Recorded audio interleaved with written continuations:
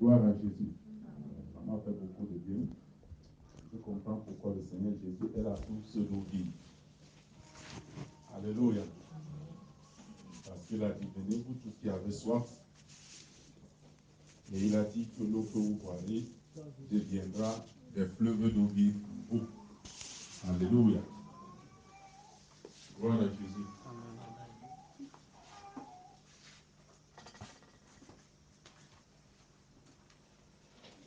J'appelle donc Maman Michaud à repenser au ministère du chant. Parce qu'elle a des cahiers qui sont hautement fournis depuis des années. Et ça nous ferait plus de bien. Comme le chant que nous voulions chanter, ça nous montait à l'esprit. Mais ça a environ 5 couplets et je ne pouvais plus me retrouver facilement. Et j'espère qu'elle nous le chantera à la prochaine, au prochain moment de culte. Alléluia. Amen. Nous allons comprendre la beauté et la profondeur de ces chants. Gloire à Jésus. Nous allons découvrir qu'il a aussi une jolie et une belle voix. Amen. Alléluia.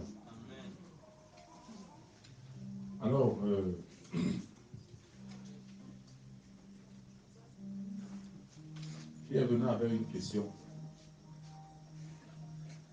Souvent, nous avons les études bibliques les mercredis, mais tout le monde n'est pas toujours là les mercredis. Alors, c'est une double perte. Comme tout le monde n'est pas aux études bibliques les mercredis, parce que c'est l'unique plateforme, du moins pour l'Église, parce qu'il y a aussi les étudiants, les élèves autres. Bon, mais pour l'Église, c'est l'unique plateforme où on peut résoudre les questions, on peut résoudre les problèmes que les frères rencontrent. Et alors, qu'advient-il pour ceux qui ne peuvent pas être là? Il y a une double perte parce qu'eux, ils vont perdre des réponses posées, des questions posées par les autres. Et nous allons aussi perdre. Ceux-là aussi vont perdre parce que s'ils avaient été là, ils auraient réagi pour répondre aux réflexions du jour ou de la soirée. Et en même temps aussi, ils auraient posé des questions qui nous auraient édifiés dans leurs réponses. Alors c'est pour cela que ce matin, si tu as une question, nous commençons par là. C'est toujours la parole de Dieu. Elle peut être prêchée, elle peut être enseignée, elle peut être sous forme d'exhortation, elle peut aussi être sous forme de réponse aux questions. Quand nous lisons l'épître de Paul, les épîtres en réalité étaient la réaction de l'homme de Dieu face aux problèmes qui se posaient dans les églises. Alléluia. Nous sommes ensemble. Les épîtres dans la Bible sont des réactions face aux situations qui se posaient dans des églises locales, quelquefois, ou dans l'église en général. C'était donc des besoins ou des problèmes à résoudre ou des questionnements. Et il fallait que les apôtres qui étaient chargés d'enseigner la parole de Dieu réagissent ou se prononcent face à ces sujets ou à ces points quelquefois difficiles à comprendre, embarrassants. Et là, nous avons des épîtres et nous les lisons seulement. Mais le contexte, c'est que c'était la réponse aux problèmes posés. Dans ta marche chrétienne, si tu ne rencontres pas de problème, c'est que toi-même, j'ai craint de dire que tu es un problème. Si tu ne rencontres pas de difficultés, oh, super, toi tu es déjà au paradis. Mais nous sommes encore sur terre. Gloire à Jésus. Gloire à Jésus. Ne vous sentez pas, c'est comme si vous étiez en fête la nuit et que vous, la nuit, la fête est finie vers les 4-5 heures, que vous êtes en train seulement vous rhabiller et puis maintenant vous venez à la maison de Dieu parce que vous ne voulez pas rater la présence de Dieu. Ou alors vous aurez fait toute une nuit de prière. Gloire à Jésus. Amen. Gloire à Jésus. Amen. Ça vient déjà un peu. Gloire à Jésus. Amen. Ça commence à venir. Gloire à Jésus. Amen. Voilà, il y a déjà du répondant, c'est bon. Alléluia. Amen. Oui, frère. Oui, bon, une personne a une question. Qui a aussi une question, une préoccupation? On va enregistrer cela. Je vais les noter comme ça. On saura comment, quelle portion de temps, comment gérer le temps. Qui a aussi une question? La sœur a aussi une question. Ça fait 2 personnes. Est-ce que quelqu'un d'autre a une question? Dans la vie, dans la parole de Dieu, ça fait 2 questions. Qui a aussi une question? Ça fait 3 questions. Nous voulons enregistrer 5 questions. Il reste 2 personnes. Qui a aussi une question? Dis à ton voisin que comme tu n'as pas de questions, toi tu vas répondre aux questions. Si on n'est pas apprenant, on est enseignant.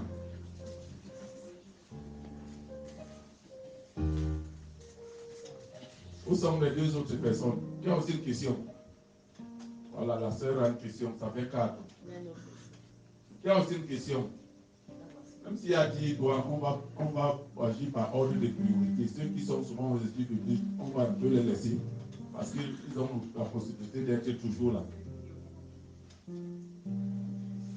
Bon, soulevez encore vos doigts pour que je vous retienne une fois pour toutes. 1, 2, 3, 4, 5. D'accord. Commençons par le frère Ulrich. Ok, ma question c'est dans Matthieu chapitre 17, lors de la transfiguration de Jésus en fait. Ma question c'est, quand Pierre dit qu'il... Donc, ma question, c'est dans Matthieu chapitre 17, sur l'épisode de la transfiguration. Et ma question, c'est quand Moïse et Élie sont apparus à Pierre, Jésus, Jacques et Jean. Et à un moment, Pierre disait qu'il est bon que nous... il dit, si tu veux, je dresserai ici 3 tentes. Une pour toi, une pour Moïse et une pour Élie. Oui. Bon, ma question, c'est... Pourquoi ils ne pensent pas adresser aussi une tente pour eux? Parce qu'il y a Pierre, il y a Jacques et il y a Jean. Oui.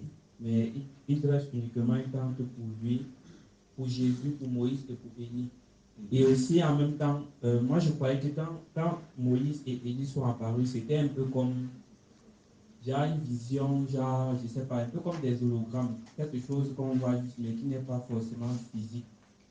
Donc, quand je vois qu'ils veulent dresser des tentes, c'est comme s'ils étaient là vraiment en chair et qu'ils pouvaient se couvrir sur le temps. Je pensais qu'ils apparaissaient peut-être dans le ciel comme ça. Donc, j'aimerais déjà savoir pourquoi Pierre ne pense pas une tente pour lui et pourquoi aussi, et la façon dont, quand Jésus a la vision se manifeste par quelque chose de physique ou quelque chose un peu, je ne sais pas moi, dans le ciel ou que c'est dans un monde spirituel que tout le monde peut voir. Parce que je crois que c'est Jésus qui a la vision, mais Pierre voit quand même la vision de Jésus. Bon, merci.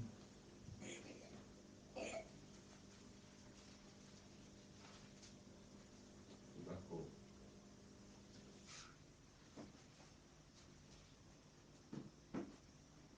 Ok.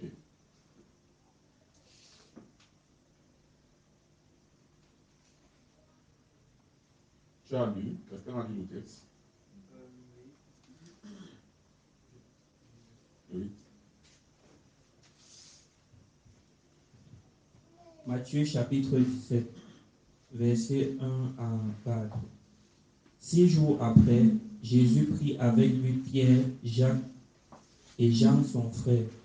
Il les conduisit à l'écart sur une haute montagne. Il fut transfiguré devant eux. Son visage resplendit comme le soleil et ses vêtements devinrent blancs comme la lumière. Et voici, Moïse et Élie leur apparurent, s'entretenant avec lui. Pierre, prenant la parole, dit à Jésus, « Seigneur, il est bon que nous soyons ici. Si tu veux, je dresserai ici 3 tentes, une pour toi, une pour Moïse et une pour Élie. »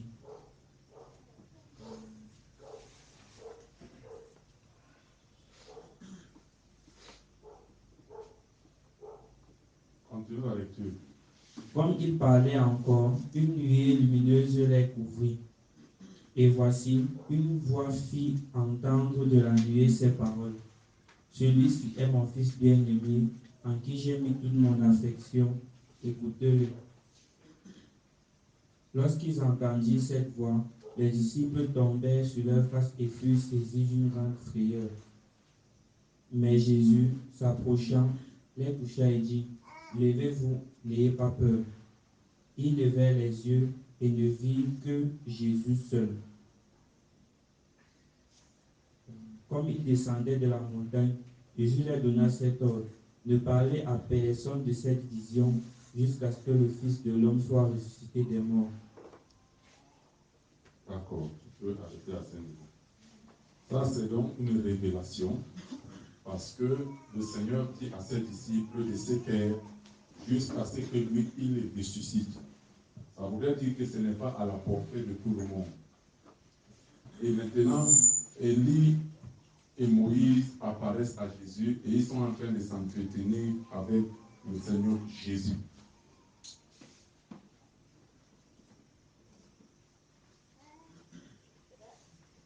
De quoi parlait-il? Point d'interrogation. Mais lorsque lui, eux, ils voient Jésus avec ces personnages qui sont pas des moindres dans l'Ancien Testament. Nous connaissons Moïse, qui a été le législateur de la loi.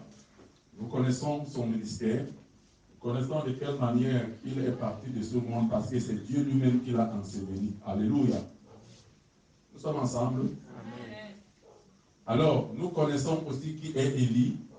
Élie, c'est quelqu'un qui a fait son chemin avec Dieu et qui a joué un rôle. Et Dieu a beaucoup mis de l'emphase sur Élie par rapport à son message, par rapport à sa mission, qui devait continuer quand le Fils de l'homme reviendrait, parce qu'il a dit qu'avant que le Fils de l'homme ne vienne, Élie devait venir. Bon, maintenant, Élie aussi ne meurt pas comme le commun des hommes. C'est quelqu'un qui est enlevé par les chars de feu et il s'en va. Donc que ce soit Moïse, que ce soit Élie, c'est des gens qui ne sont pas quittés de ce monde d'une manière normale ou d'une manière ordinaire. Bon, maintenant, ils s'entretiennent avec Christ et les disciples le voient, ils ont peur, ils sont pris de peur, ils sont dans la panique, la nuée descend les couvrir. Et pendant que la nuée les couvre, entre-temps, ils voient Jésus dans la gloire, dans une gloire extrême. Et une voix donc sort de la nuée pour s'adresser à eux, pour dire, celui-ci est mon fils bien-aimé, écoutez-le. Et le frère, lui, il veut savoir pourquoi. Tu as dit que tu voulais savoir quelle était ta préoccupation. Pourquoi déjà Pierre ne pense pas à une tente pour eux aussi? Pourquoi Pierre ne pense pas à une tente pour eux? Il pense à une tente pour Jésus, il pense à une tente pour Élie, il pense à une tente pour Moïse. Pourquoi Pierre s'oublie-t-il? Et aussi, est-ce que c'est donc possible que quelqu'un a une vision et d'autres personnes voient sa vision? Je ne sais pas. Puisque Jésus disait que c'était une vision en fait. Voilà, au verset 9.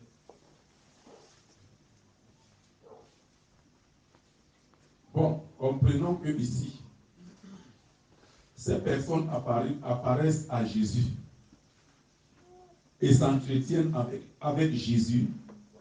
Pour le Seigneur Jésus, ce n'est pas extraordinaire. Parce que le Seigneur Jésus, que ce soit Moïse, que ce soit Élie, c'est des gens qui ont prophétisé au sujet de Jésus, qui ont parlé concernant Jésus, le Seigneur Jésus. Et quand lui, il vient, il a eu à parler des lois, des prophètes, il a eu à parler des psaumes, il a eu à parler de la loi. Ces personnes, si pour Jésus, en tant que fils de Dieu, en tant que Dieu fait chair, quand ces personnes lui apparaissent, lui n'est pas ébloui. La gloire même dont il est revêtu, comme il devient resplendissant, il devient tellement brillant qu'il n'y ait pas de foulon qui soit aussi blanc que la blancheur de Jésus en ce moment. Pour lui, ce n'est pas étonnant. Ce n'est que un pan de voile qu'il lève pour que ses disciples découvrent sa divinité. Et lorsque Pierre et les autres le découvrent dans sa divinité, dans sa rayonnance, dans sa gloire, dans son reflet glorieux, ils sont éblouis. Donc, le Seigneur a voulu tout simplement amener les disciples à le découvrir dans une dimension, dans l'une de ces dimensions divines. C'était ça le but. Pour Jésus, on ne peut pas dire qu'il est tellement ébloui par la vision parce que tel et tel lui apparaissent. Non. Pour les disciples, c'est étrange, c'est extraordinaire. Pour eux, c'est un miracle, c'est un phénomène vraiment auquel ils ne sont pas habitués. Mais pour Jésus, comprenons qu'il pouvait se révéler d'une manière ou d'une autre. C'est pour cela que quand on rentre dans l'Apocalypse, l'apôtre Jean a vu Jésus, il est même tombé à genoux à ses pieds, parce qu'il a vu dans sa gloire, dans la splendeur, il a vu dans sa beauté, il a vu vraiment dans sa divinité, et il a été vraiment pris de peur, de panique, et il est tombé sous ses pieds. Donc, si c'est la vision, c'est pour que lui se révèle aux apôtres même qui sont considérés comme des colonnes. Parce que dans le livre des Galates, on dit que Pierre, Jean et Jacques étaient vus comme des colonnes. Donc, par rapport à Jésus, ce n'est pas la vision de Jésus et ils sont venus s'accrocher pour vivre la vision de Jésus. C'est que Dieu a voulu en ce moment-là leur montrer la nature divine de Jésus pour qu'ils aient un aperçu.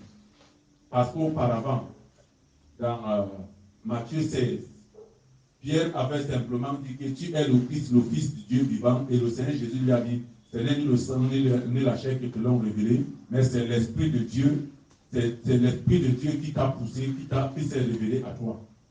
Mais il ne l'avait pas vu physiquement dans une dimension surnaturelle, dans sa dimension divine, et ce fut la première fois pour eux, en dehors de ce qui avait été inspiré quand Pierre avait parlé, cette fois-là, ils ont un peu goûté la divinité de Jésus et ils ont été éblouis. Quelle était la deuxième préoccupation? Bon, les temps.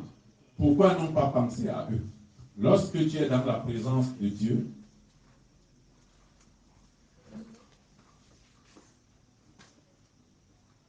et que tu es face à la gloire de Dieu, leur souci, c'était le souci de Pierre aurait été, entre autres, que cette personne, cette atmosphère demeure. Et pour que cette atmosphère demeure, il souhaiterait que Jésus, Moïse et Élie soient quand même abrités pour ne pas être exposés. Donc le souci de Pierre en ce moment-là, c'est comment stabiliser et comment conserver cette présence et conserver ce culte. Et pour conserver ce culte, eux, ils sont prêts. Lui, il est prêt à se sacrifier. Il est prêt à subir, que ce soit la chaleur, que ce soit la fraîcheur, que ce soit les obstacles. Mais il voudrait quand même que, dans le souci que la présence de Dieu demeure là, ou alors cette gloire de Dieu demeure là, prendre soin de la conserver, de trouver les voies et moyens pour, n'est-ce pas, habiller, conserver cette présence de Dieu, pour honorer cette présence de Dieu. Lorsque nous partons devant le Seigneur, nous ne partons pas pour nous honorer nous-mêmes, mais nous partons pour honorer le Seigneur. Alléluia. Amen. Nous partons pour honorer le Seigneur. Nous partons pour adorer le Seigneur, parce qu'il est sur le trône. Nous n'avons pas besoin de constituer un trône. Même dans l'Apocalypse, les anciens, les vieillards, les gens quittent de leur siège, ils se mettent simplement à genoux, ils se prosternent devant la gloire de Dieu. Parce qu'on a tendance, on doit avoir tendance à s'oublier soi-même pour ne être gagné que par la présence de Dieu, omnibulé, pour ne être attiré que par la présence de Dieu, pour ne être flatté que par la présence de Dieu. Et c'est ça la vraie adoration. Parce que dans la vraie adoration, on apporte un sacrifice. On se sacrifie déjà soi-même et on est prêt à tout faire pour investir pour la gloire de Dieu et pour les intérêts du Seigneur. Donc s'il y a des leçons, une leçon à tirer là-dessus, c'est celle-là. Entre autres, la principale leçon à tirer. Alléluia. Nous n'allons pas dans la présence de Dieu pour bâtir nos propres choses, pour bâtir nos appris, pour chercher à nous mettre dans un confort. Nous partons plutôt pour que c'est Dieu qui soit dans le meilleur confort. Alléluia. Une autre question.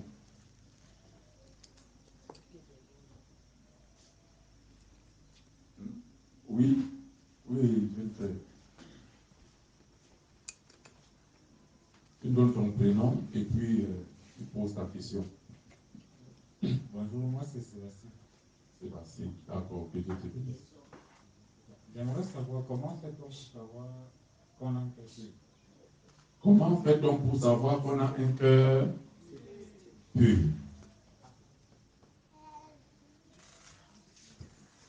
Comment fait-on pour savoir qu'on a un cœur pur?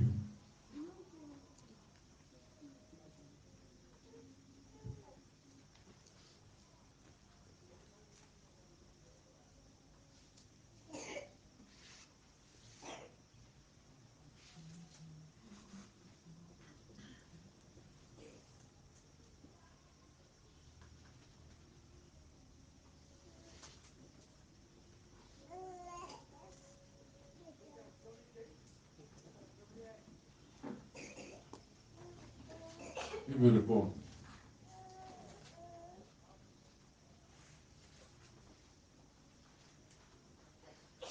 Est-ce d'abord possible d'avoir un cœur pur?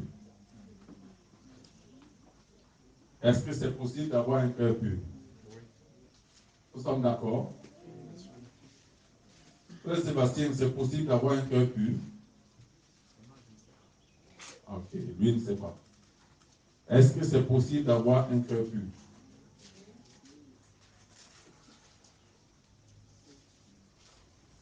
Qui a un cœur pur? Nous voulons les évidences. Qui a un cœur pur?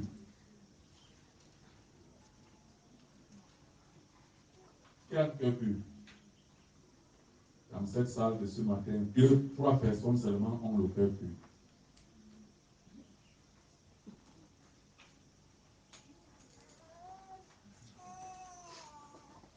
Qui a un cœur pur? Il ne va pas beaucoup de gloire, on va d'abord prêcher sur la repentance. Qui a un cœur pur?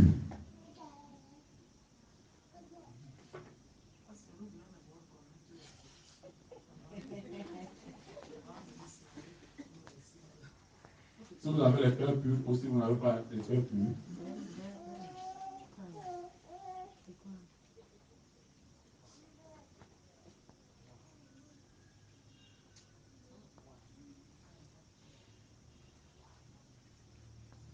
alors dans Jean chapitre 2,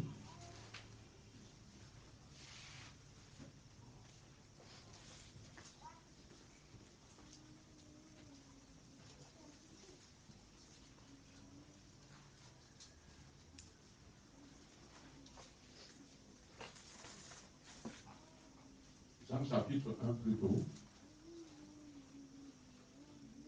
quelqu'un nous lit à partir du verset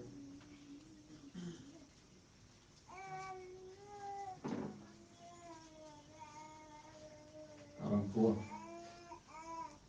Quelqu'un lit à partir du verset 43. Le lendemain, Jésus voulut se rendre en Galilée et il rencontra Philippe et lui dit, suis-moi.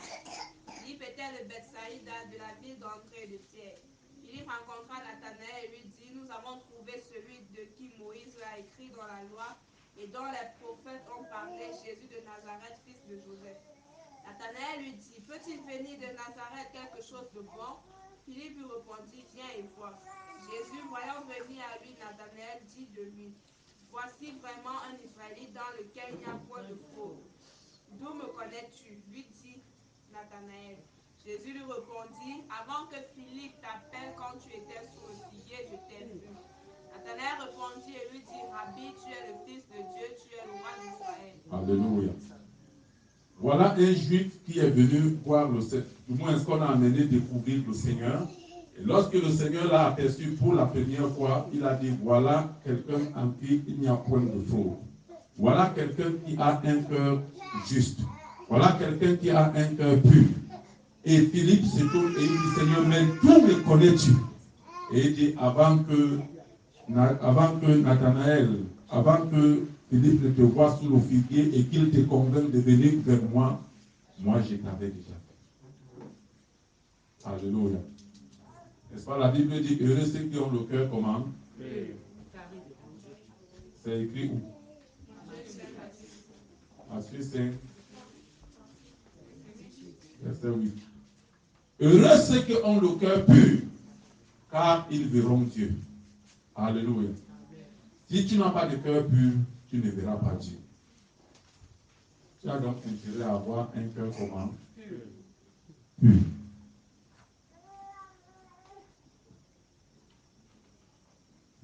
Matthieu chapitre 15.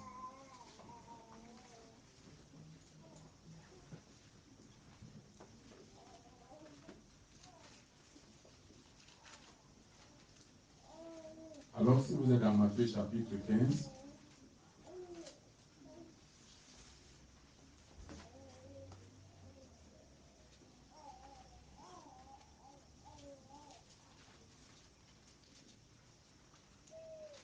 vous pouvez lire à partir du verset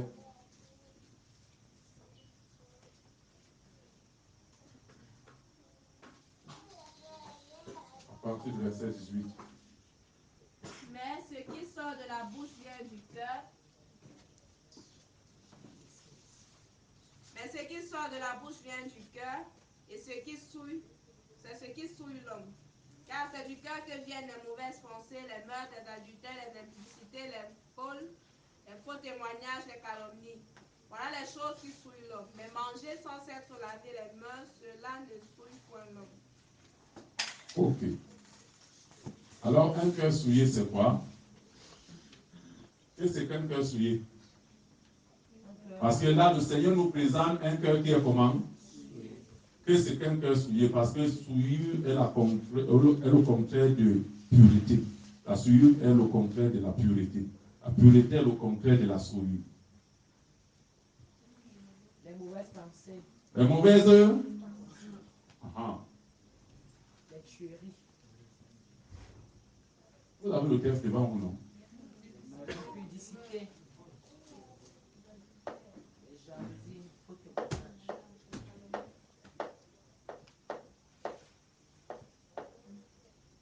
Ce sont ces choses. Le mensonge, ajouté, les injures. Parce que c'est du cœur. La Bible dit que c'est de l'abondance du cœur que la bouche. Donc ne croyez pas que le péché, même le mensonge, ça ne se fabrique pas ici sur la langue. Ce n'est pas l'air. Ça vient de quelque part. Insulter vient de quelque part. Voler vient de quelque part. Vrai ou faux? N'est-ce pas, le Seigneur a dit que quiconque regarde une femme pour la convoiter, n'est-ce pas, sont les yeux qui convoitent? Mais il dit que quiconque regarde une femme pour la convoiter a fait comment? Dans son... Tu peux être là, tu es vierge ou tu es pucelle, tu te vantes toi alors que tu es déviergé depuis.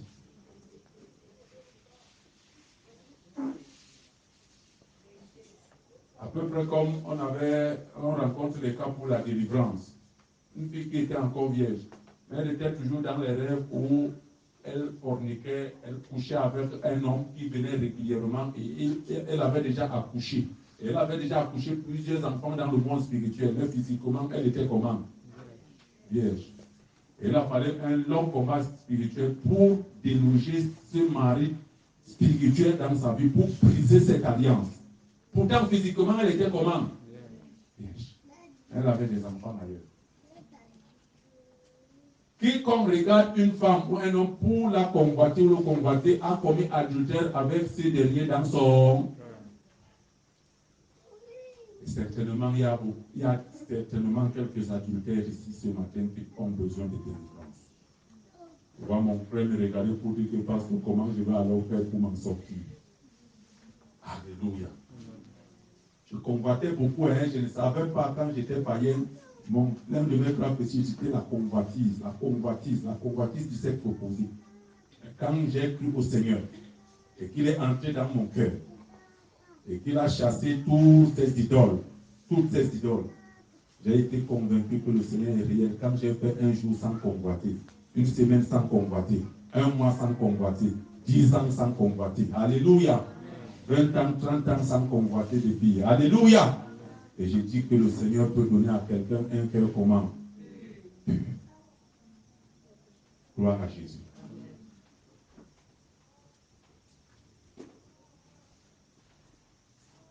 Donc, le cœur qui est pur, c'est le cœur où Jésus est venu accomplir la rédemption, le racheter, le délivrer de l'influence du péché et maintenant changer les dons ou les données pour que cette personne désormais soit une nouvelle personne intérieurement. Alléluia. Amen.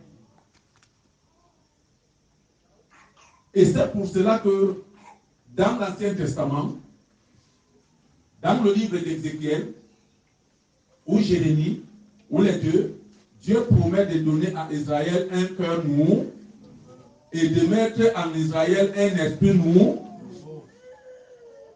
Alléluia. Amen. Gloire à Jésus. Amen. Et ça apparaît aussi dans le livre des Hébreux où Dieu dit que j'ôterai les cœurs de pierre et je leur donnerai un cœur de chair et j'écrirai mes lois dans leur cœur, dans leur esprit. et tous me connaîtront, du plus petit jusqu'au plus grand. Et l'homme ne dira plus à son prochain, connaissez l'Éternel. Alléluia. Amen. Dieu promet donc de donner un cœur nouveau. C'est ça la nouvelle naissance.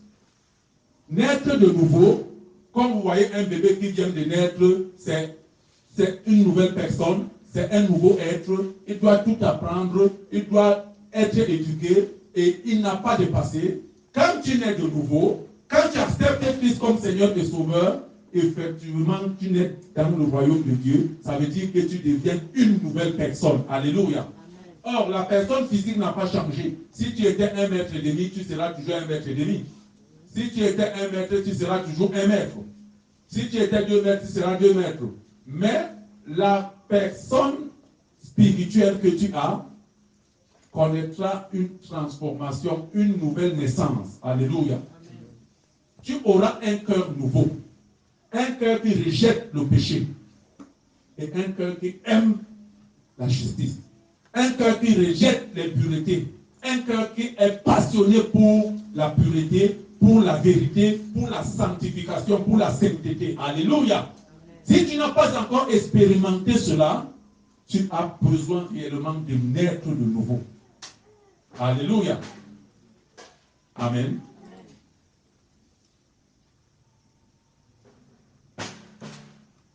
Donc, le bien-aimé qui demande comment faire pour avoir le cœur pur, il faut tout simplement, premièrement, accepter Christ comme Seigneur et Sauveur. Le recevoir dans ton cœur. Parce que la Bible dit qu'à tous ceux qui l'ont reçu, elle leur a donné le pouvoir. D'autres versions disent le droit, d'autres versions disent l'autorité. De devenir enfants, lesquels sont nés non du sang et de la chair et de la volonté de l'homme, mais de Dieu. La première chose donc, c'est de recevoir Christ comme Seigneur et Sauveur. Et lorsque le Seigneur Jésus vient dans ton cœur, il vient pour te donner un cœur nouveau.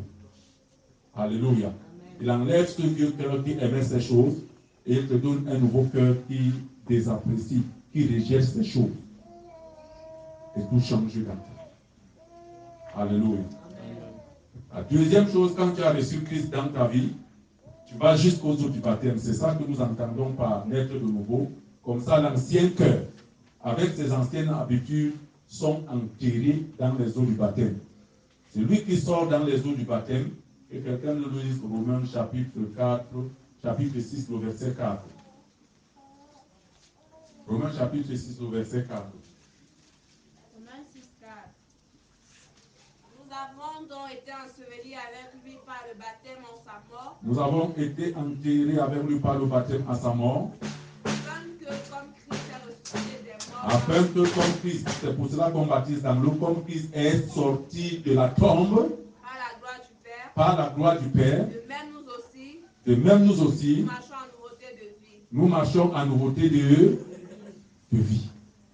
C'est en ce moment-là que la transaction s'effectue et les données changent dans ta vie.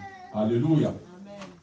Et une fois que c'est ainsi, la seconde chose, autre chose que Dieu fait, c'est qu'il te donne le Saint. Il te donne le Saint-Esprit. Acte chapitre 2, le verset 38. Acte 2, 38. On commence à 37. Après avoir entendu ce discours, il eut le cœur vivement touché. Il dit à Pierre et aux autres apôtres, en frère, que ferons-nous? Pierre leur dit, repentez-vous et que chacun de vous soit baptisé au nom de Jésus. Repentez-vous et que chacun de vous soit, c'est-à-dire engagez vos changements et que chacun de vous soit baptisé au nom de Jésus-Christ. Pour le pardon de vos péchés. Pour que tout ce que l'ancien cœur là avait commis et sur quoi il était accroché, vous soit pardonné, pour que ça soit lavé, pour que ça soit ôté, et vous allez recevoir le cadeau du. Parce que, bien aimé, tu ne peux pas marcher, avoir un cœur pur si le Saint-Esprit lui-même ne vient pas pour être, n'est-ce pas, le directeur des opérations dans ta vie. Alléluia. Nous ne pouvons rien de nous-mêmes. Tu ne peux rien contre le péché. Si tu essayes même pour dire que je vais essayer, ce qui s'était passé dans Romains chapitre 7, que quelqu'un nous lise Romains chapitre 7, Du verset 14, même peut-être au verset 18. Rapidement. Romains 7,14. Donc, il ne suffit pas de bûcher les lois, les retenir dans le cœur et puis dormir sur ça, les réciter comme notre Père qui est aux cieux, que ton nom soit sanctifié. Tu vas dire ça 1000 fois, mais tu ne seras jamais, tu ne sanctifieras jamais le nom de Dieu. Oui. Nous savons en effet que la loi est spirituelle. Oui. Mais moi, je suis charnel, vendu au péché. D'accord. Car je ne sais pas ce que je fais. Je ne fais point ce que je veux. Et je fais ce que je hais. Or, si je fais ce que je ne veux pas, je reconnais par là que la loi est bonne. Et maintenant, ce n'est plus moi qui le fais, mais c'est le péché qui habite en moi. Ce qui est bon, je le sais, n'habite pas en moi, c'est-à-dire dans ma chair. J'ai la volonté, mais non le pouvoir de faire le bien. Car je ne fais pas le bien que je veux, et je fais le mal que je ne veux pas. Et si je fais ce que je ne veux pas, ce n'est plus moi qui le fais, c'est le péché qui habite en moi. Je trouve donc en moi cette loi, quand je veux faire le bien, le mal est attaché à moi. Car je prends plaisir à la loi de Dieu selon l'homme intérieur.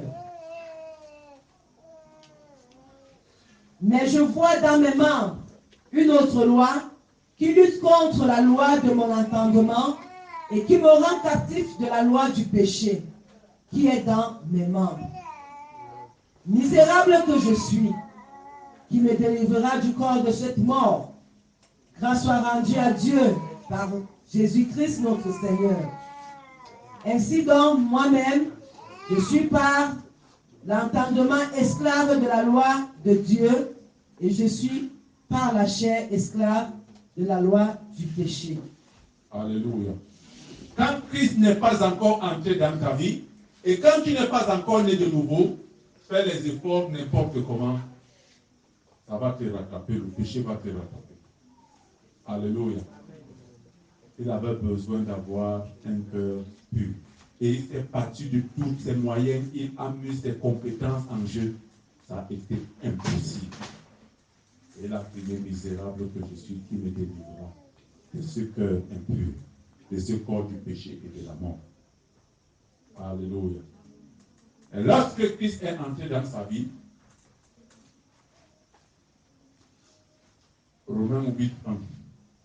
Il n'y a donc maintenant aucune condamnation. Regardez comment il était condamné. Maintenant, après qu'il ait expérimenté Christ, il dit il n'y a plus aucune Condamnation pour ceux qui sont. en Jésus-Christ. Oui, car la loi, En effet, la loi de l'esprit de vie, la loi du Saint-Esprit, en Jésus-Christ, Oui. m'a affranchi de la loi du péché. Et du m'a mort. libéré de la loi du péché. Donc, maintenant, la loi du péché et ceux qui aimaient le péché ont été bousculés. Maintenant, Dieu m'a donné un nouveau cœur et il a fait habiter dans ce cœur le Saint-Esprit. Dis avec moi le Saint-Esprit. Le Saint-Esprit. Et désormais, je suis libre. Le péché ne me commande plus. Alléluia. Alléluia. Et c'est ça la différence entre un enfant de Dieu et celui qui ne l'est pas effectivement devenu. 1 Jean chapitre 3, verset 8. 1 Jean chapitre 3 commence au verset 5 jusqu'au verset 10. Écoute attentivement la lecture. 1 Jean 3, verset 5. Oui. Or, vous le savez, Jésus a paru pour ôter les péchés. Aha, Il n'y a point en lui de péché. aha. Quiconque demeure en lui ne pêche point. Celui qui demeure à Jésus ne fait pas quoi? Ne pêche pas. Il a un cœur pur. Oui. Quiconque pêche ne l'a pas vu. Si tu es impur, même si tu dis que tu es chrétien, même si tu dis que tu vas à l'église, tu fais les bonnes œuvres, tu fais n'importe quoi, au dernier jour, Jésus va t'ignorer. Même si toi tu dis que tu l'as vu, au dernier jour, tu diras que je ne t'ai jamais connu. Et ne l'a pas connu. Voilà. Petit enfant, Donc, connaître Jésus, c'est vivre cette expérience de la nouvelle naissance. Oui. petit enfant, que personne ne vous séduise. Aha. Celui qui pratique la justice est juste, Ok. Comme lui-même est juste. Oui, Celui qui pêche est du diable. oui. Car le diable pêche dès le commencement. Le diable a un cœur pour le péché. Depuis qu'il pêche, depuis qu'il est descendu du ciel, il va pécher jusqu'à l'entrée en enfer. On va même le mettre en prison pendant 1000 ans. Dans l'Apocalypse, c'est mentionné. Dès qu'on va le libérer après les 1000 ans, compte 1 an, 2, 3, 100 ans, 1000 ans, le type est habillé par les chaînes. Lorsqu'on va le libérer encore directement, on va organiser la révolte contre Dieu, la guerre contre Dieu. Le Fils de Dieu apparu afin de détruire les œuvres du diable. Oui. Quiconque est né de Dieu ne pratique pas le péché. Quiconque est né de Dieu ne fait pas comment? Pratique par le péché. Donc, où tu es né de Dieu, où tu n'es pas né de Dieu. N'est pas on devait voir la fin de dire parce que vraiment que le chantier est recommencé seulement, recommençons mon chantier du salut. Alléluia. Amen. Oui. Parce que la semence de Dieu demeure en lui. La semence, tu ne peux plus, oui, oui. Et il ne peut pécher parce qu'il est né de Tu Dieu. ne peux plus rentrer dans ces choses, te sentir à l'aise, comme auparavant. Si tu essaies même, ta conscience va te déranger, tu seras tourmenté, tu vas même pleurer, tu vas gêner jusqu'à tu viendras voir même ne serait-ce que ton encadreur pour dire, ça m'est encore arrivé, aide-moi parce que j'ai perdu la joie du salut. Alléluia. C'est par là que se font reconnaître les enfants de Dieu et les enfants du diable. Quiconque ne pratique pas la justice n'est pas de Dieu, non plus que celui qui n'aime pas son frère. Donc, si tu n'as pas un cœur pur, tu peux avoir un cœur pur. Alléluia.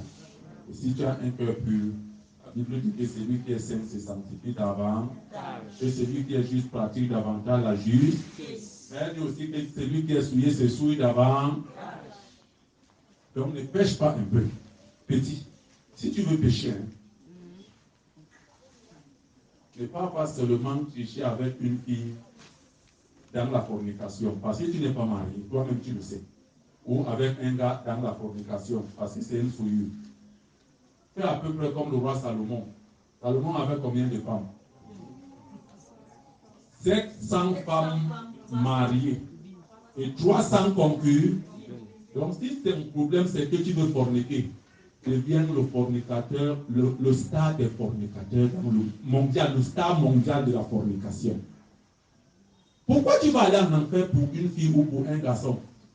Passer l'éternité, 1000 ans, 10 000 ans, 100 000 ans, 1000 milliards d'années, sans fin, pour juste un petit truc. Non, si tu dis que tu fais fort, dis à ton voisin, si tu dis que tu fais fort, pourquoi tu vas aller en condamner parce que tu as volé 100 francs, on te condamne 10 ans. Mieux tu voles 100 milliards, on te condamne 10 ans. Pour toute ta vie. Comment on va te pendre pour 100 francs parce qu'il y a des pays où quand tu voles, on te pend. Comme on va pendre celui qui va laisser 100 milliards à sa famille, toi tu ne laisses même pas 10 000 à ta famille, on te pend aussi. C'est que tu es insensé. Alléluia. Il y a des gens qui ne veulent pas être totalement chrétiens. Un homme avait dit à l'évangéliste Renan Bonke que regarde-moi bien, de la tête jusqu'au nombril, je suis chrétien. Du nombril jusqu'à la plante des pieds, je suis païen. Il y a des gens que leur bouche n'est pas chrétienne. C'est un mensonge. Il y a des gens que leurs yeux ne sont pas encore convertis, ils regardent n'importe quoi à la télé, ils sont contents. Tu vois les gens s'embrasser et tu es content. Alors que nous sommes rendus heureux, celui qui ne s'arrête pas sur la route des... Mais chaque jour, toi-même, tu mets la chaîne à tac, tu t'assieds le monde chez vous. Et tu commences à te dire. Les gens pêchent, tu dis. Ça montre le degré d'insensité. Alléluia. Après, quand tu vas rêver les couches de nuit, tu viens du pasteur, puis pour moi, j'ai encore été souillé cette nuit. Alors que toi-même, tu as ouvert les portes. La Bible dit ne donnez pas accès au diable. Que quelqu'un dise Amen. Amen. Alléluia. Je vais te dire, chaque fois qu'il y a un péché dans ta vie, ça ouvre directement les portes à Satan. Le péché est la clé, la clé passe partout de Satan. Dis avec moi, le péché est la clé passe partout de Satan. Pourquoi il n'a pas réussi à renverser Jésus? Parce que Jésus a dit, le prince de ce monde arrive, mais il n'a rien à réclamer sur moi. je suis pur.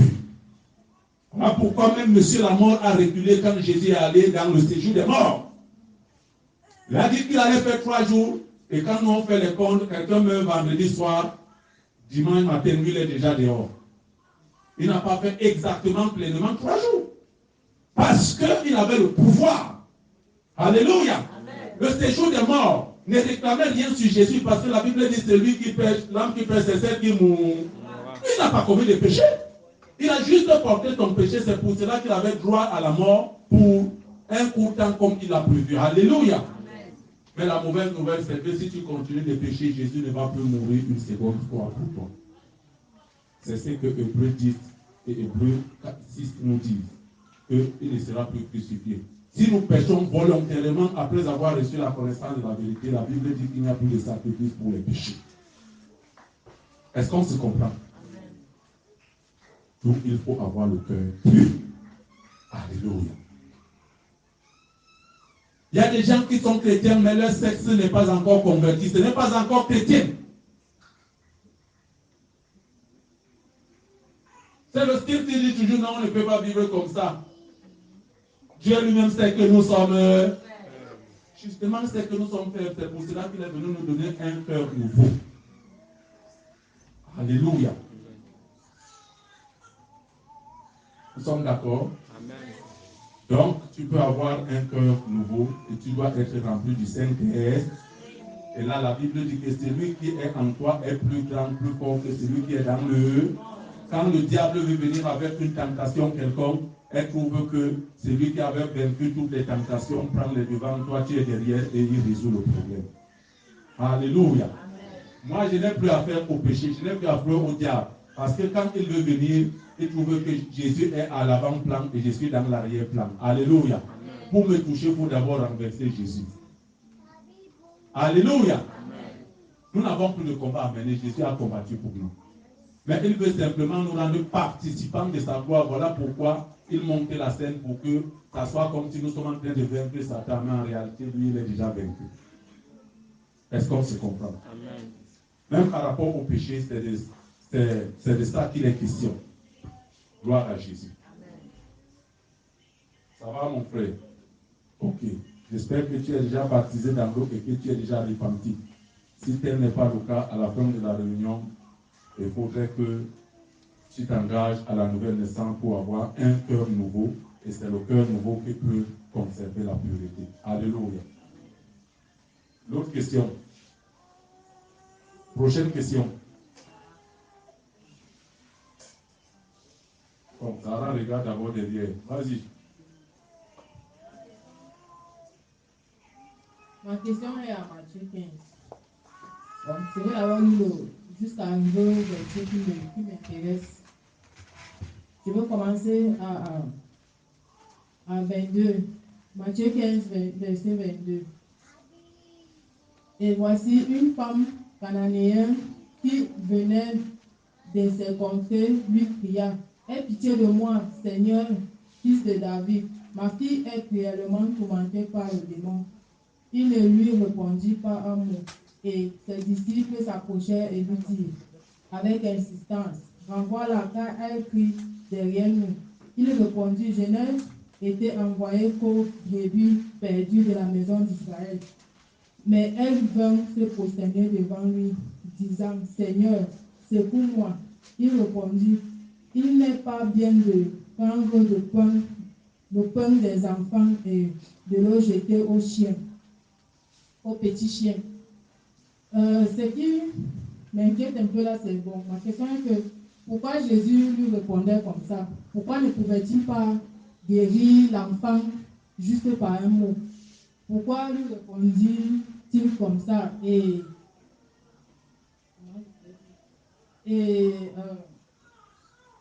il pouvait bien le guérir l'enfant avec un mot.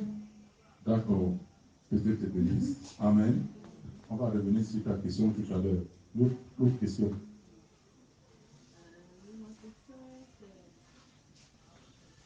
En fait, je ne sais pas si vous avez complètement répondu à tout ce que j'ai entendu, mais maintenant, tu peux être un enfant de Dieu tu es baptisé. Mais je prends un exemple. C'est-à-dire, tu ne mens plus. Le mensonge, c'est pas ta portion. Mais quand tu te retrouves chaque fois dans tes rêves, tu te retrouves toujours en train de mentir, de mentir, de mentir. Et quand tu te réveilles, tu es mal à l'aise, tu es triste. Mais dans le rêve, c'est comme si c'est un plaisir, tu as le plaisir de le faire. Tu parles plaisir. Mais alors que physiquement, tu ne le fais pas. Ok. C'est exactement la même chose avec la fornication. Tu ne forniques pas, mais dans le rêve, est-ce que tu vois le ciel opposé? C'est même toi qui dis que, pardon, ne passe pas bien seulement d'abord finir avec moi. Et s'il te plaît. Et tu fais ça avec joie. C'est un exemple encore. Mais ça se retrouve, vous qui êtes là, si les gens sont sincères, il y a des gens qui sont souvent victimes comme ça. Des choses pareilles. Elle veut savoir de quoi il est question.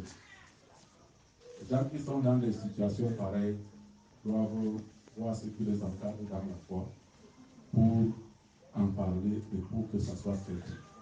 Alléluia. Parce que là-bas, ce sont des données, c'est un domaine spirituel. Et ça montre que le royaume des ténèbres a encore de l'influence dans ton esprit, dans ta personne. Et il faille encore maintenant chercher les racines pour voir s'il n'y aurait pas eu des choses qui n'ont pas été brisées pendant que tu te convertissais, s'il n'y a pas des domaines de pratique de ces mensonges ou de ces fornications que tu n'avais jamais confessées. Et là, on travaille avec la personne dans la prière. Le Saint-Esprit peut donc révéler certaines choses aussi parce que nous avons l'esprit de prière, le Saint-Esprit, en fait, l'esprit de révélation qui peut nous indiquer comment travailler. Alléluia. Il faut que ces personnes soient sincères, ouvertes, et il faille que le ministère de l'Esprit intervienne avec la connaissance de la parole de Dieu, le côté de la parole de Dieu, la personne sera délivrée. Le type de rêve que nous devons faire, c'est des rêves où nous sommes dans la victoire. Alléluia. C'est des rêves où nous sommes vainqueurs. Alléluia. Amen. Parce que même si nous dormons, notre esprit ne dort pas. Alléluia. C'est le corps physique qui se repose, il s'endort. Mais l'esprit qui est habité par le Saint-Esprit, que nous le voulions ou pas, la Bible parle de la sanctification de l'esprit. Ça fait son travail. Le Saint-Esprit qui habite en nous, dans notre esprit, fait son travail. Nous devons plutôt avoir des visions. La Bible dit que les jeunes gens auront quoi? Les vieillards auront les jeunes filles prophétisent. Moi, je ne vois pas là où on a prévu autre chose. Parce que là, ça relève du surnaturel. Et dans le surnaturel, donc, nous devons nous retrouver en train d'être édifiés. Alléluia. Amen. Gloire à Jésus. Donc, ça montre qu'il y a encore à faire. Et il faut approcher le pasteur pour que le travail soit fait à fond, pour que la personne puisse mener une vie victorieuse. Alléluia. Nous avons accusé un retard tout à l'heure, nous les dirigeants, parce qu'on est en train de travailler avec un dirigeant, de travailler sur le planning du mois. Et le thème central de notre mois, c'est la vie victorieuse en Christ. Alléluia. Et quand nous allons fêter la vie victorieuse en Christ, nous allons comprendre et toucher beaucoup de domaines où nous étions encore vaincus pour entrer dans la victoire. Alléluia.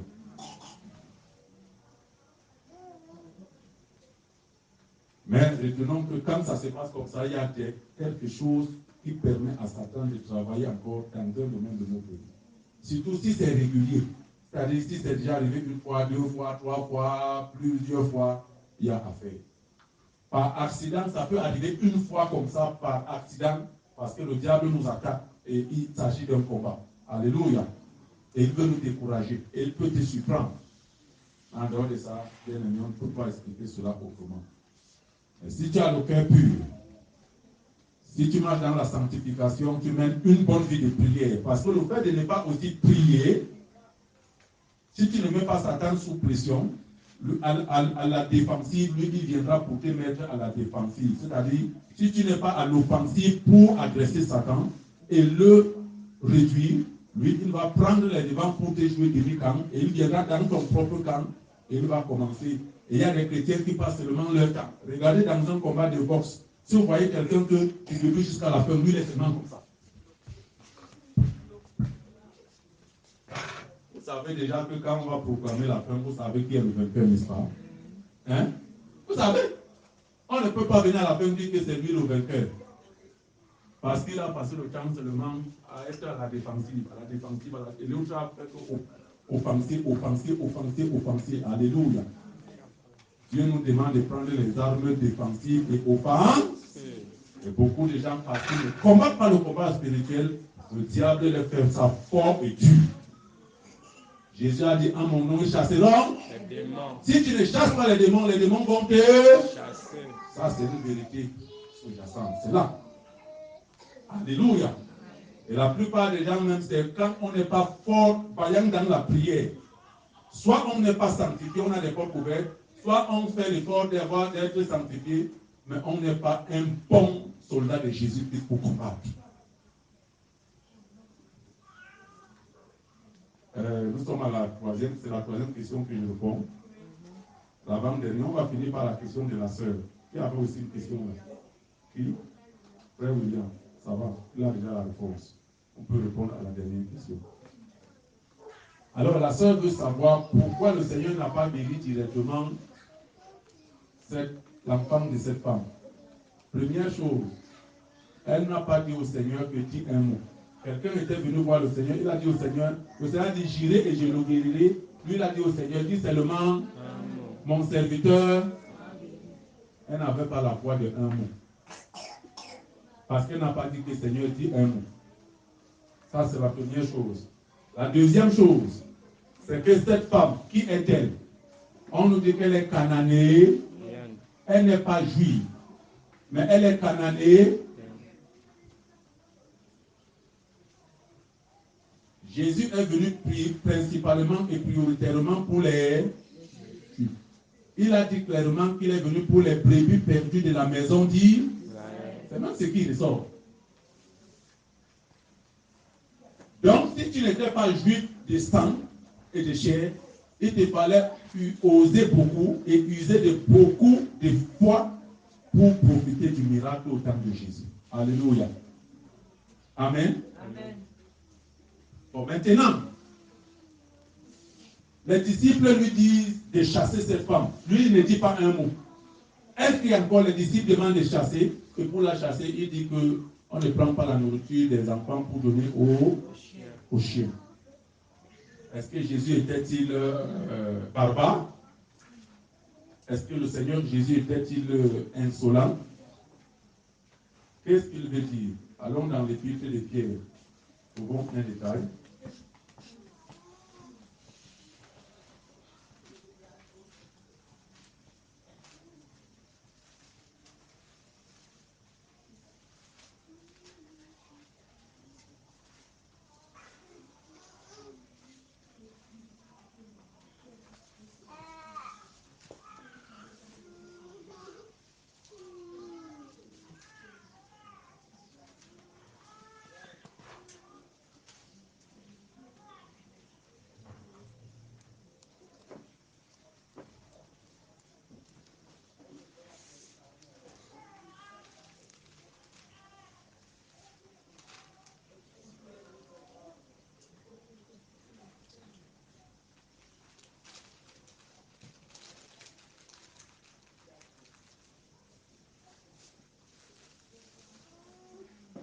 Pierre chapitre 2.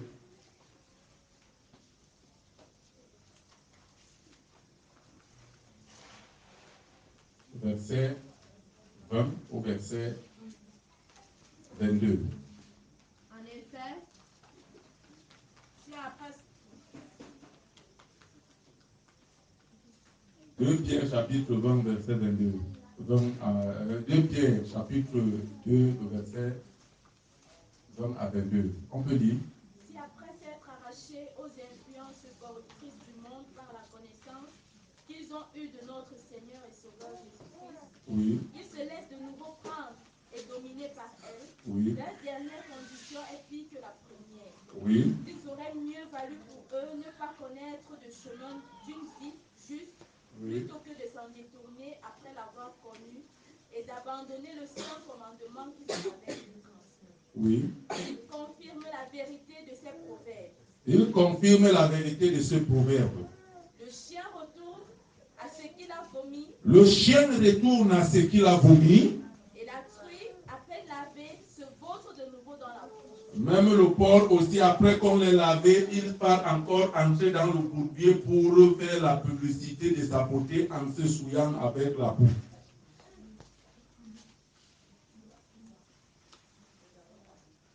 Ce qui caractérise le chien, c'est qu'il vomit, il tourne, il revient encore, il se met à laver ce qu'il a vomi.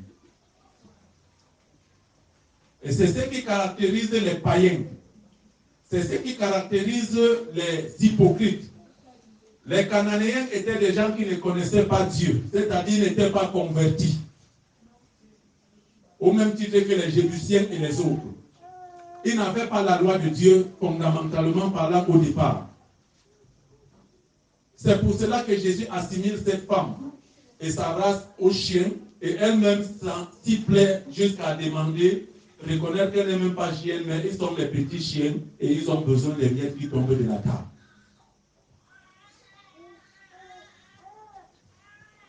Pendant que les enfants sont assis et qu'ils mangent, les chiens, eux, ils se contentent des miettes.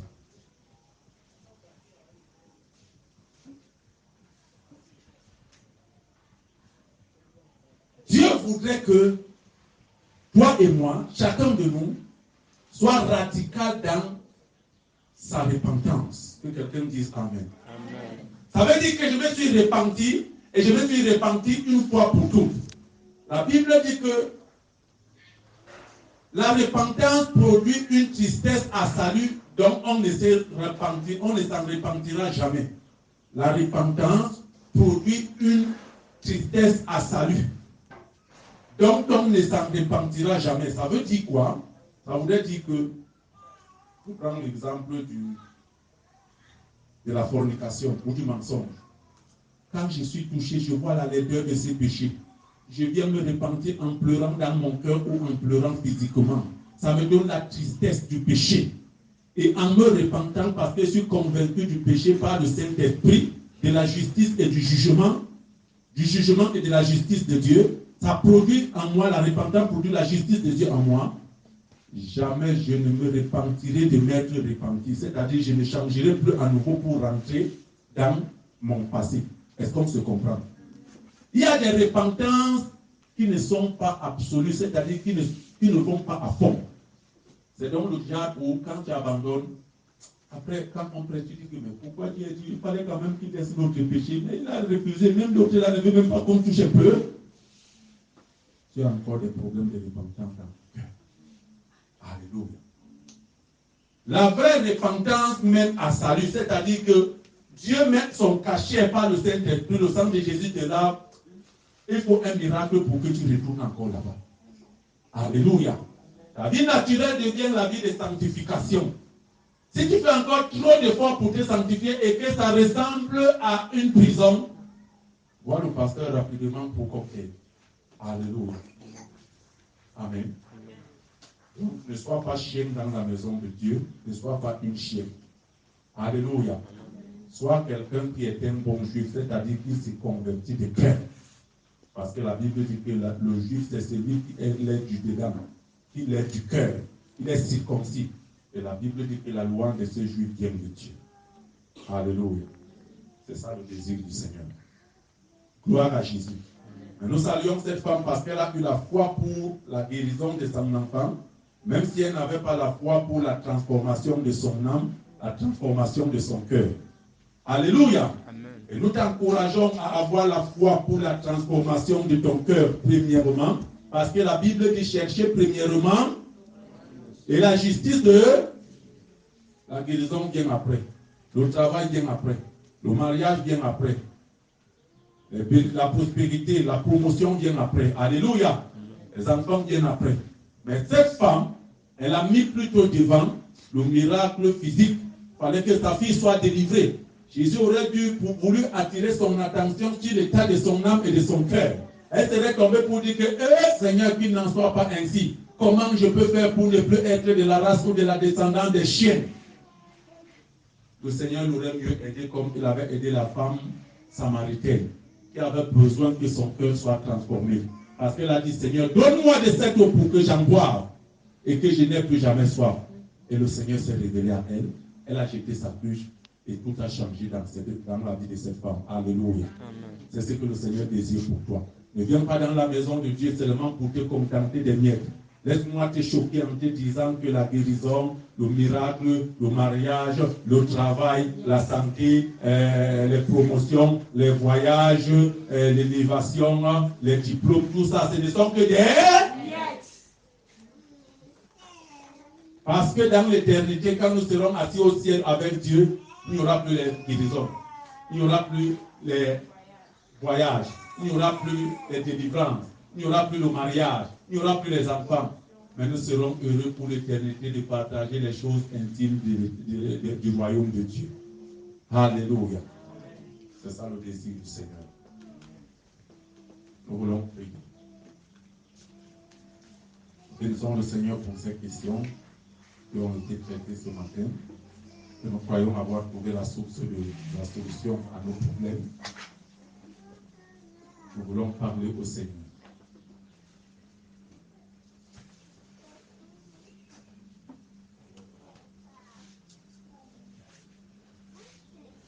Commence à parler au Seigneur.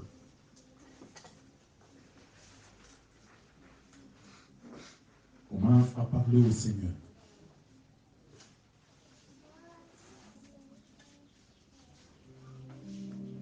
Tu dois chercher les intérêts du Seigneur. Commence à parler au Seigneur.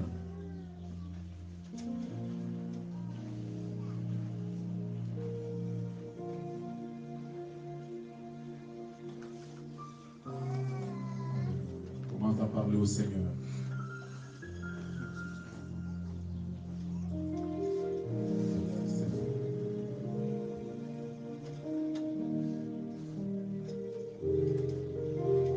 Nous sommes dans la prière. Nous sommes dans la prière.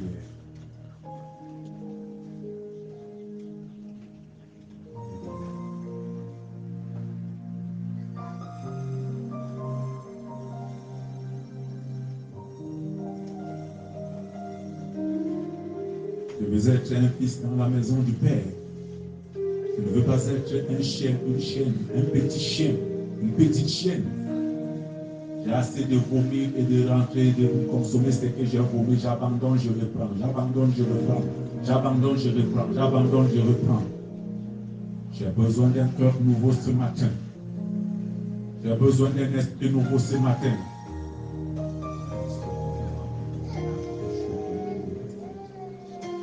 Pour que je commence à avoir des visions de Dieu et non plus des cauchemars. Les gens, ils étaient à la dimension, ils ne voyaient que les visions de Dieu et non les visions du diable.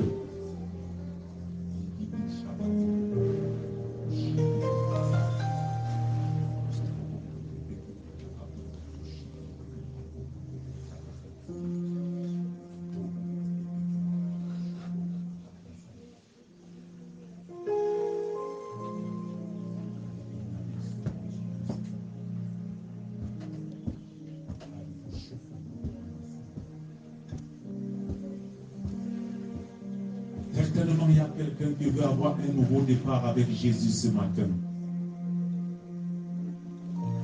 Qui veut avoir un nouveau départ avec Jésus ce matin. Je vais prier avec celui qui va avoir un nouveau départ avec Jésus ce matin. Avec le Seigneur Jésus ce matin. Tu ne rentreras pas comme la femme samaritaine, la femme canadienne, elle est rentrée comme elle est venue, avec les miettes. Mais tu rentreras avec l'essentiel qui est la vie éternelle. Tu rentreras avec l'essentiel qui est le royaume de Dieu. La nature de Dieu. Tu auras un cœur pur. Tu auras la sémence de Dieu dans ton cœur. C'est le bon moment maintenant pour toi de saisir cette occasion et cette opportunité. Qui saisit, ce n'est pas l'ultime occasion, la dernière chance que Dieu te donne pour mettre ta vie en règle. Ne sais pas ce que le diable pense et a déjà planifié par rapport à toi et à ta personne. Je veux quelqu'un qui se met droit sur ses deux pieds parce que je veux prier avec une telle personne. Les questions pour toi de changer radicalement et d'amener la sanctification et la repentance radicale dans ta vie.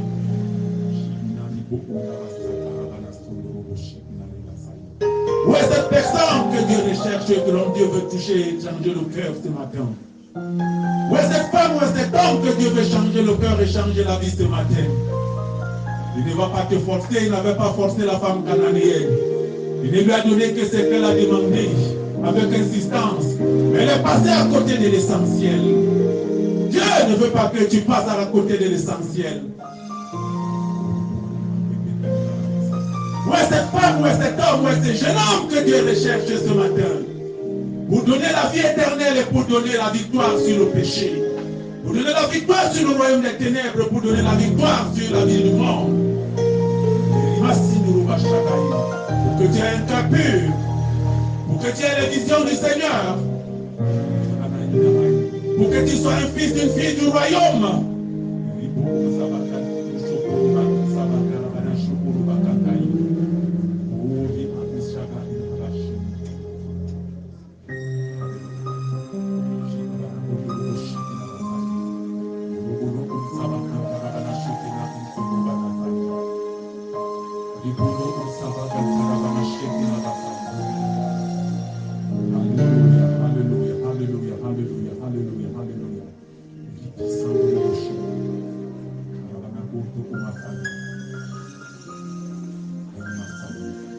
Alors vous qui êtes debout, vous allez me voir à la fin. On va vous donner des conseils adéquats et vous ne serez plus jamais les mêmes personnes. Parce que vous vous êtes fait distinguer. Vous pouvez vous asseoir, que Dieu vous bénisse au nom de Jésus. Saint-Esprit, Père, c'est là qui ont été debout. Et comment vous allez rendre le ministère? Il a brisé les liens du péché. Il a brisé les liens du monde.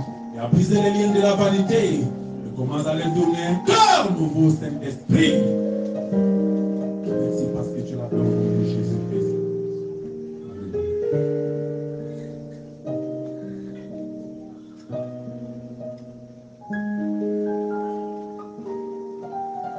Une personne va élever la voix et prier pour le message en général pour nous tous. Pour que Dieu puisse toucher davantage, que le Saint-Esprit puisse continuer de nous faire dans nos cœurs et dans nos vies.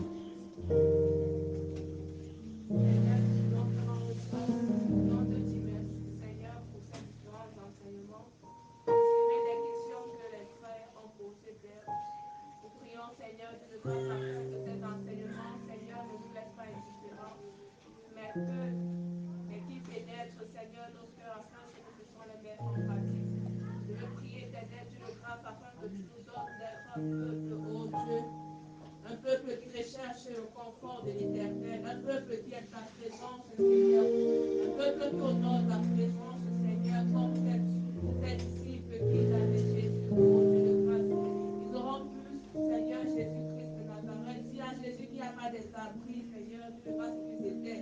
Mais ils ont plutôt pensé, Seigneur, à dresser les tentes pour y demeurer dans ta présence. Nous voulons que ce soit le cas pour nous, au nom de Jésus-Christ de Nazareth.